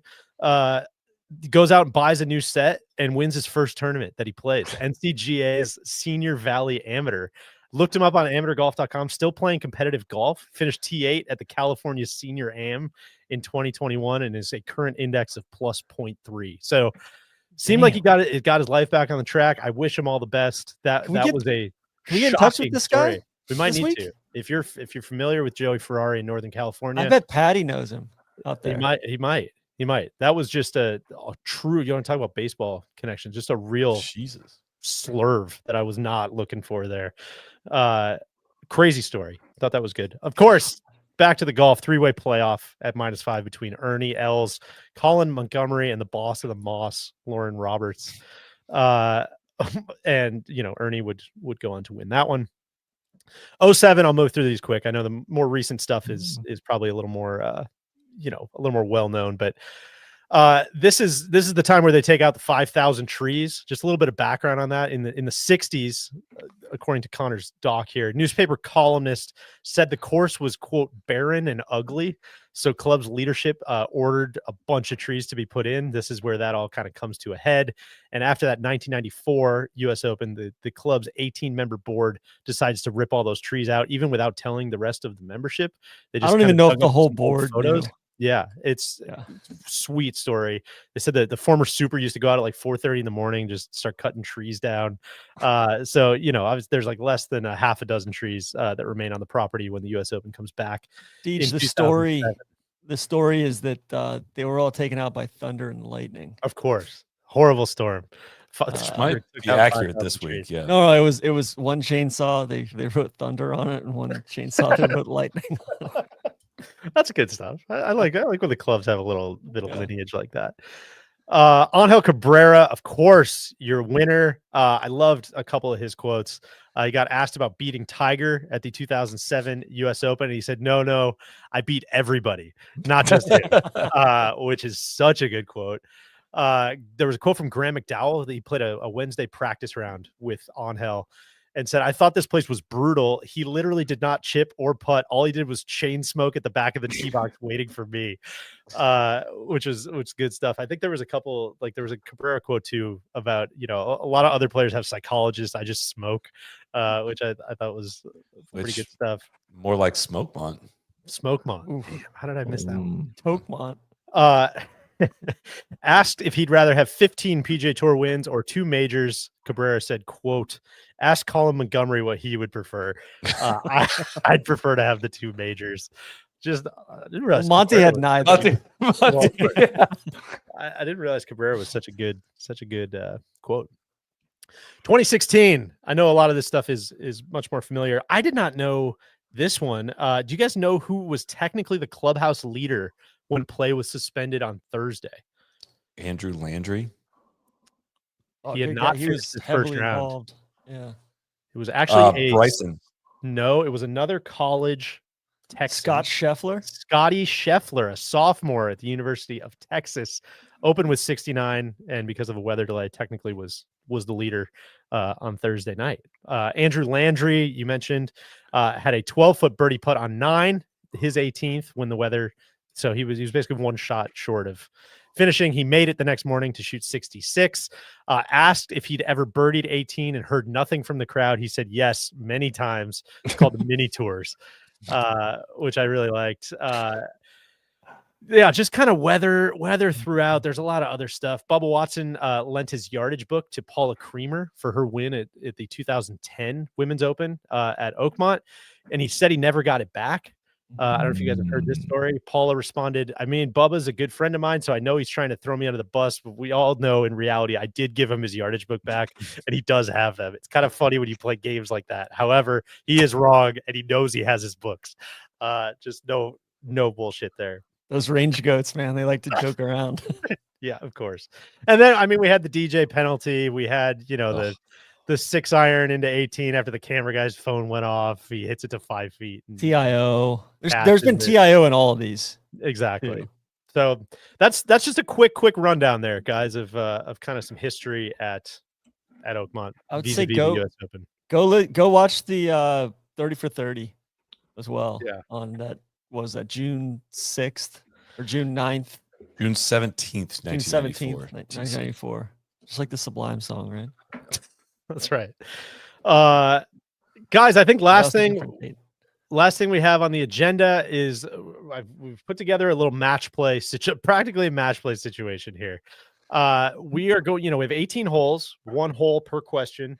And, like you said up front, Solly, we've done a couple Jeopardy games. You guys both beat the shit out of Randy and Neil, respectively. And, so we're going to congratulations.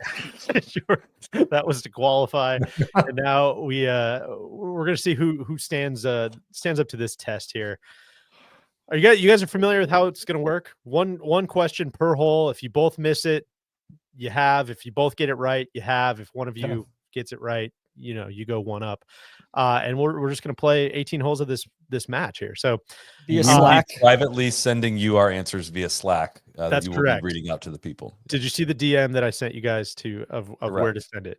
Randy, ready. Are you ready? I am prepared. I am prepared. I will be giving Anna White, are you ready? I will be proxying the odd numbered holes. Randy will be doing the evens. Proctoring. Not proxying. That's exactly right. Thank you. TC's one up. TC practically one. I don't know if TC's getting any strokes. That's the only thing, but we'll see. It's gonna have to be real golf today. All right. Hole number 1, question number 1. This player has the most ever appearances at a U.S. Open, playing the event for 44 consecutive years without missing a single one. Unbelievable. God, I hope this is right. Solly's answer is in. TC's answer is in. You both had the same answer, and you have both bogeyed the first hole. Wow. You both said Gary Arnold player? Palmer. It is Jack Nicklaus. Oh. Jack Nicklaus The from big boy. 1957 to 2000. Let me say that again. From That's 1957 to 2000, he did not miss Nicklaus. a single U.S. Open. He played every single one. That is 10 more appearances than the next best, Hale Irwin. He finished in the top 10 18 times. Was Arnold just hurt one year or something? He must have been. That's why I thought it was the connection with Oakmont. Surely, opening hole, he's got to be Palmer. I was playing DJ more than it's supposed to be a handshake opener, guys. Come on. Not in the U.S. Open, TC. Not in the U.S. Open. That's Not right. Oakmont. Yeah. Randy, please move us on to hole number 2. Yes, hole number 2, gentlemen. Welcome. My question for you is: how many pews are in the famous third hole church pew bunker? That's a tough ass question. You had to make birdie on one. I was trying to give you right? a handshake Do opener. you have to get this right, or is who gets closest? Are the pews are the green things or Correct. It's the grass. And DJ, I'll let you answer that. Is it the No, closest, you gotta be or are we exact- looking gotta be for exactly correct right. answers? Okay. Did they change the number of them in the renovation?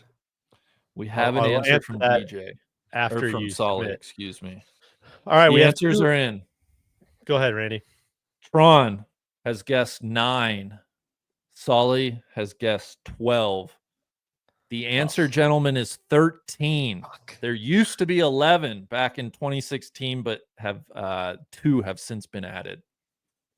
There you go. That's nothing hurt. You guys are both. You're still all square. Conditions are tough. Conditions are tough. Yeah, It's a true match play situation. If your opponent makes double, all you got to do is make double. That's no big deal. All right, hole number 3. With 9 U.S. Opens under its belt, Oakmont is the most frequent host venue of the U.S. Open. What course stands alone in hosting the second most U.S. Opens? I will tell you, it's hosted 7 times. Solly is in. TC is in. The bloodbath continues, gentlemen. No. Solly says Pebble Beach. TC says, I clicked away from it for a second. Oakland Hills. Oakland Hills. It is the Srawl. Baltus Srawl has hosted 7 times, but not since 1993. 0 plans to return. Neither way, no way neither of us are going to get that. They do have the PGA in 2029. As I mentioned, this will be the 10th for Oakmont. Also scheduled back at Oakmont, 2033, 2042, and 2049. Big guy.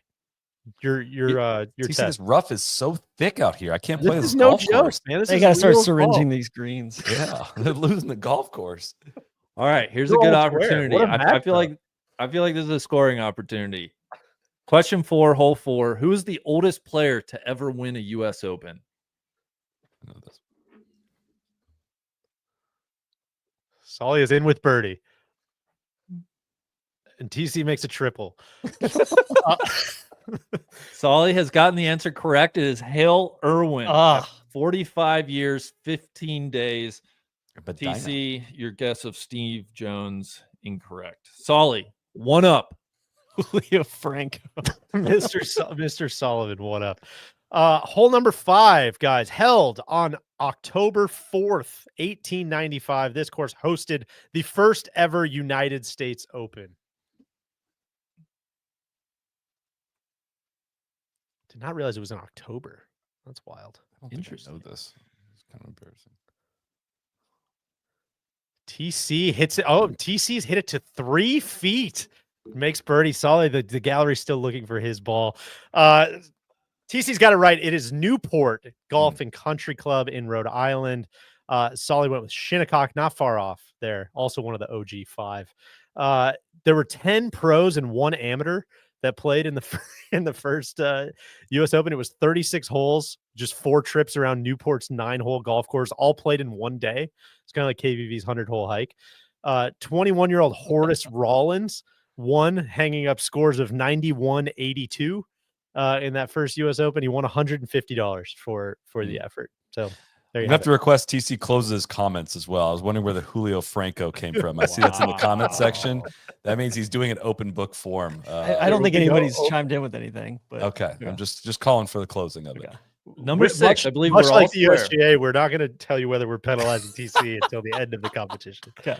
Continue to keep playing. Gentlemen, 2 players did it on the same day at LACC, but who technically shot the first ever 62 in U.S. Open history? God, who was first? I can't remember. Solly is in. Solly's in. Wait, I don't even remember that. Who did this? Hold You on. can concede. You can pick up your ball. Oh no. TC is in.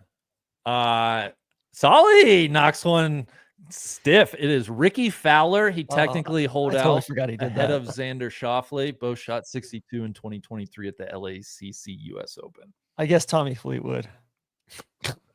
So we got Solly Solly. just conceded. Solly is 2 up now. One right? up. Oh, one up. One That's up, right. one up. TC got the last one back. All right. Number 7. Are we playing 9 or 18? No, we're playing 18. Real golf. The record for most consecutive top 10s at the U.S. Open is 16 consecutive top 10s held by this man. And a hint, the next highest is 7.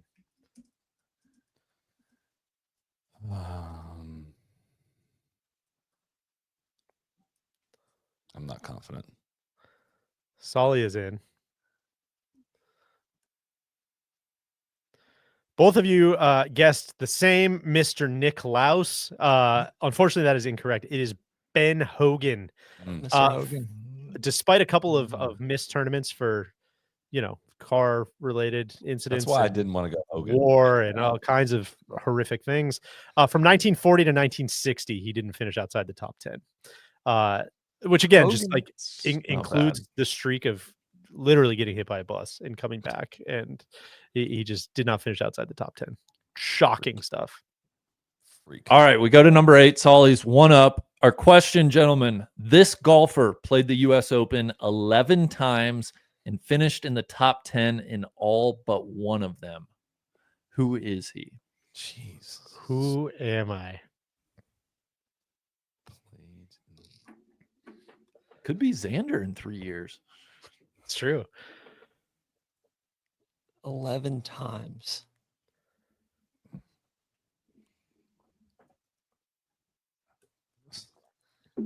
I have no idea. These are freaking hard. Oh, or are they? TC licked it. Oh, really? I just pulled that out of thin air. TC gets it right. Mr. Bobby Jones, the one finish outside the top 10 guys. Bob Jones. His friends called him Bob. Bob. He finished tied for 11th at Oakmont in 1927. I was just thinking of short careers. That was kind of the. And they just hung it up, man. Crazy. All scored, tied. Hole 9, quirky hole here, oft maligned on Golf Club Atlas, but I think it's a good hole. What was the most recent state to host their first U.S. Open?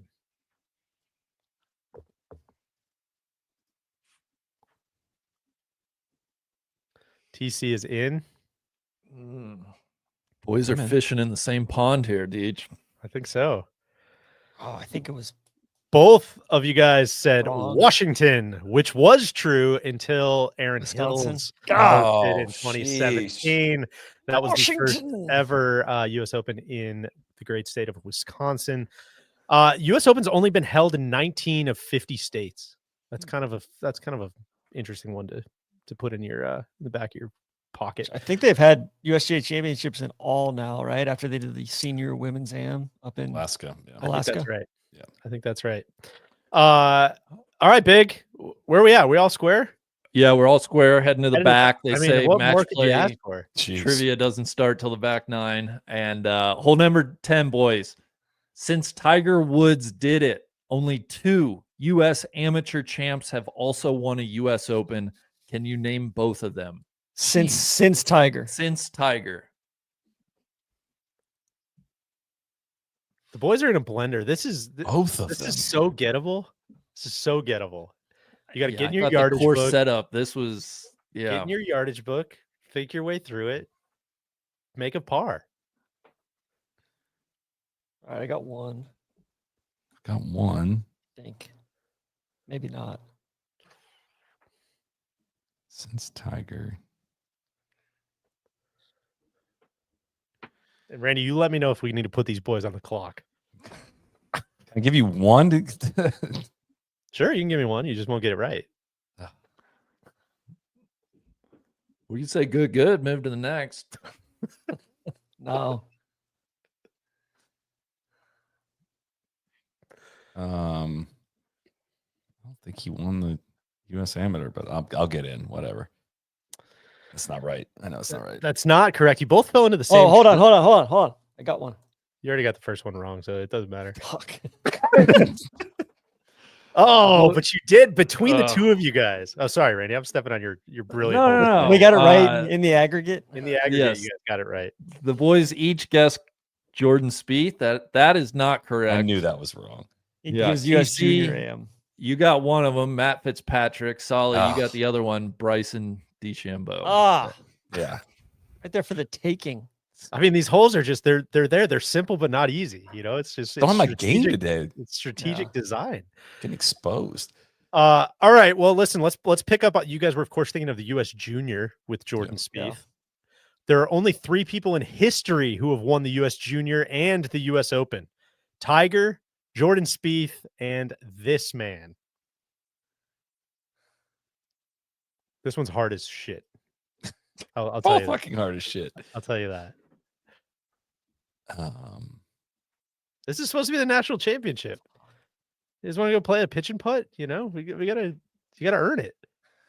I mean, I don't think there's any chance I'm getting this. I would not have got this one, but it is a 6 stat.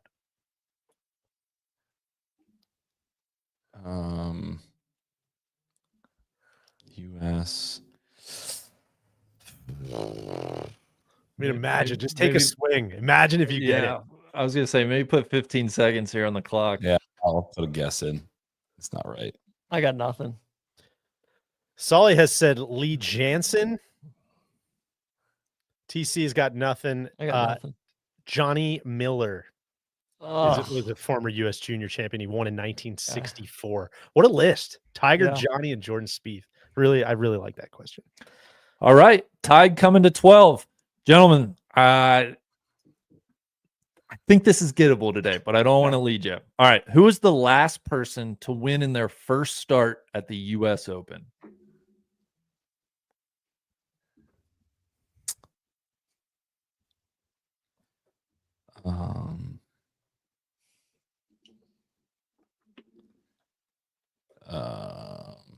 Jesus, man. Why is this so hard? you guys are bad guys. Seriously. You guys have been beating up on poor Randy and Neil. You know, feel like cock of the walk. Oh, I just shot 78 at my country club. Aren't I a real golfer? All right, I got an answer in. TC awaiting your play. Hold on. TC's backed off. Some commotion in the gallery. Get a pick in. Come on, we're trying to keep things. All right, here we go. Boys, neither of us got it. Oh. TC guessed Jack Nicklaus. Solly said Ernie Els. It is, in fact, back in 1913. We met. Fuck you guys. This is I thought that's like brutal. pretty famous. I thought that was a pretty famous stat. Okay, I thought somebody else would have won it since then in their first start. right, but that's why Actually, it's I can so tell you notable. 5 people have done it in history. We met is the last to do it in 1913. The others, Fred Hurd, Harry Varden, George Sargent, and Horace Rawlins. Who, of course, won the first one. All right, hole number 13. Who was the first Spanish player to win a U.S. Open?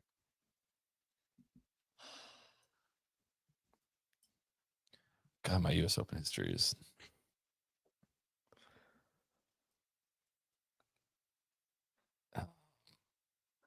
Hmm. Can't be that obvious, is it? Oops, I just put it in the comments. Fuck. Put it in the wrong one. I got an TC. Did I get it? TC gets it. He was the first and only, right? Absolutely outthought himself. Brilliant strategic design. Oh, Did you say John Seve? Rahm. He said Seve. It's like somebody had to have won it before Rahm. Seve finished third in Oh. 1987. Ola Thobel never finished better than T8. John Rahm, the only Spanish U.S. Open winner. I thought that was fun. Why? So he's So playing, wait, he's playing the architect. He's not did playing the TC golf just course. give away? He said he put it in the comments. No, I went to No, that's our good. You comments. typed it in the comments instead I of went in to Slack. our comments, and then I went to the other comments instead of going to the Slack because Mhm. Cody sent a comment. It's a gentleman's game. Okay. So. Hole number 14. TC takes what could be a commanding one-up lead. It's just gotta All of get a to the sudden getting clubhouse. late early here. 1 up, 5 to play. Number 14. Gentlemen, who holds the U.S. Open 72-hole scoring record? Is this in relation to par or just the lowest number? Lowest number. The lowest number.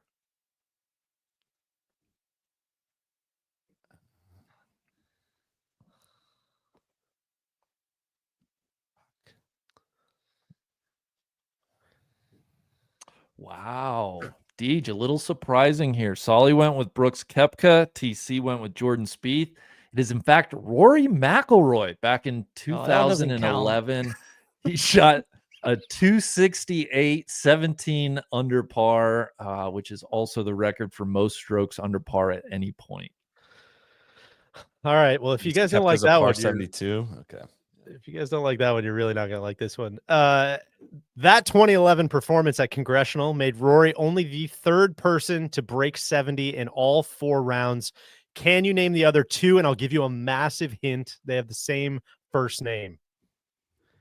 The only person to break 70. This is a sick hole. Randy's rooting for the course at home. I like this. I think I got it. TC at the long par 5 has knocked it on the green. He has a 3-footer for eagle. I don't want to know that, but all right. I don't know anyways. There's, of course, Lee Trevino and Lee Jansen. A couple of Lees. A couple of Jeez. Lees. Wasn't gonna get there. That was a shot of the tournament. At some point, somebody's gonna have to hit a shot that just defines this thing. TC might have just done it. Randy, hole number 16. Yeah, God, this could be the last here. Carrying a 4-shot lead into the final round, who was the 54-hole leader the last time the U.S. Open was at Oakmont? Oh.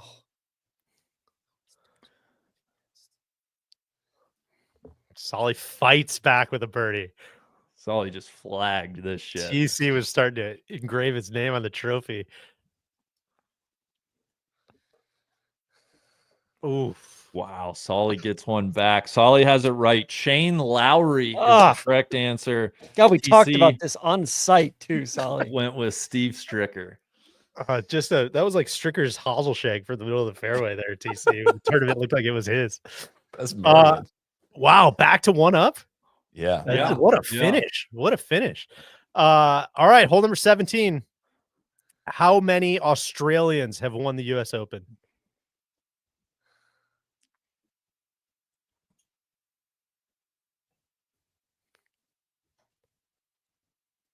God, the silence is deafening.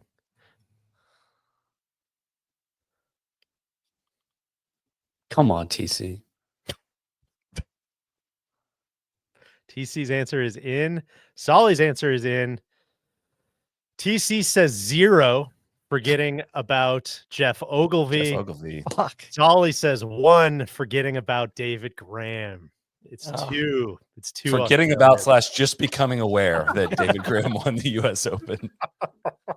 Wow. All right. Pivotal 18th hole coming up, huh? Yeah. Pivotal 18th hole. God, this is electric stuff, Randy. And folks, I will say we do have a sudden death tiebreaker should we finish tied after 18. Okay. I thought we were 18 going to play holes? 18. Yeah. An 18-hole playoff. It's not. No, That'll be we're- on Randy's channel. All right. 18. Who finished runner-up to Bryson DeChambeau at Winged Foot?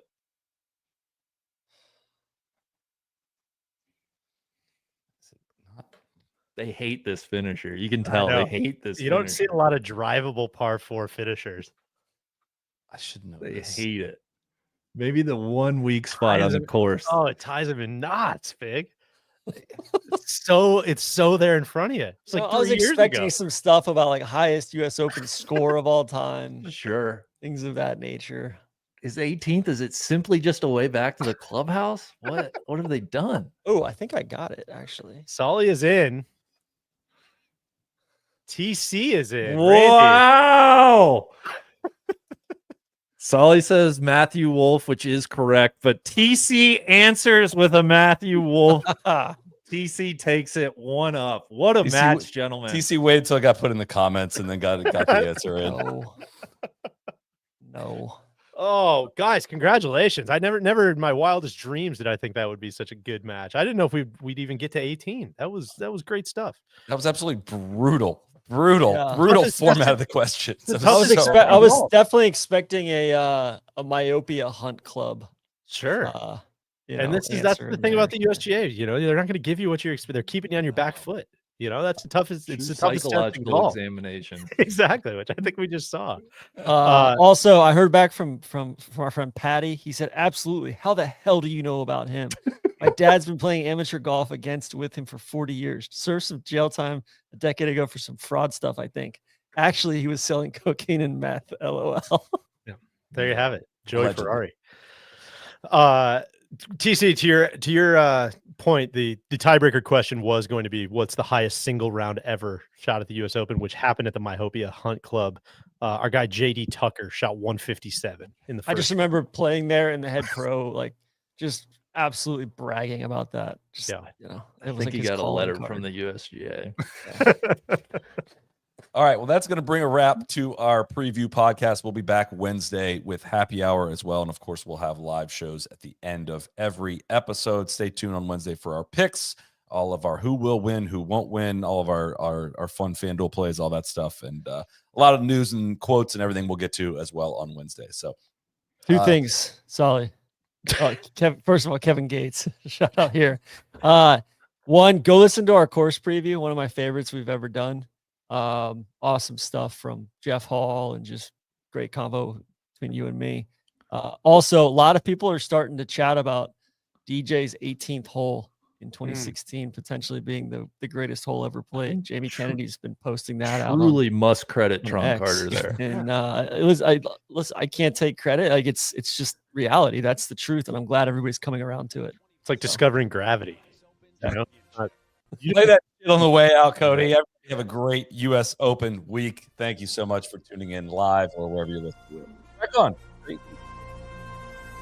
Oh, I thought he was going to play Kevin Gates.